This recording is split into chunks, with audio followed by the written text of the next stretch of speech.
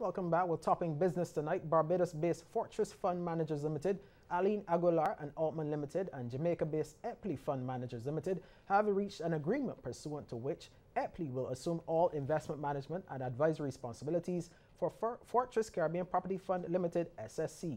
According to a media statement, under the agreement, Epley will acquire the unlisted common shares of the fund now held by Fortress and Altman Real Estate. The agreement has received the support of the fund's board, but remains subject to regulatory and other approvals. The listed cellular shares held by more than 2,000 individual and institutional investors in the fund's two cells, that's the Value Fund and Development Fund, are not a part of the agreement. Epley said it sees an opportunity to build greater scale, diversification and liquidity for the fund and to streamline and improve its operations for the benefit of investors.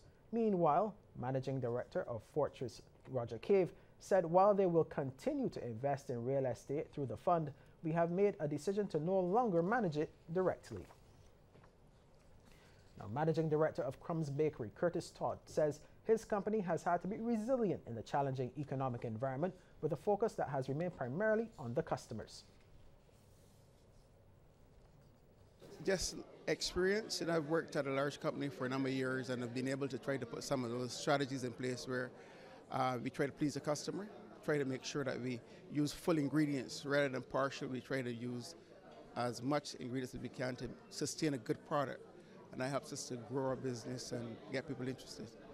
And the other thing is that our business opens every single day from 6 in the morning to 10 at night, so therefore there's a continuous flow of business going out all the time. And Mr. Todd adds that the impact of increased taxes over the past year have been felt in different ways by small businesses.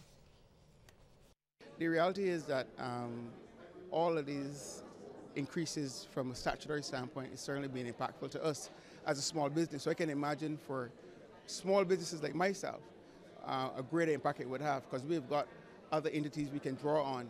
So if you're just operating a single business with the amount of taxes and levies coming in place, I'm sure it must be challenging for very small businesses. And particularly if you don't have the capital and you're just depending on maybe your own personal funds. Well, here now is a look at how stocks traded on selected exchanges across the region. In Jamaica, Wesinco Group Limited was the volume leader with 981,918 units, and they were followed by Victoria Mutual Investments Limited and Scotia Group Jamaica Limited. In Trinidad, JMMB Group Limited was the volume leader with 65,528 shares, changing hands for a value of $118,185.23. They were followed by Unilever Caribbean Limited and Guardians Holdings Limited. And here at home, Goddard Enterprises Limited was the sole security, trading 674 shares at $11.11 each.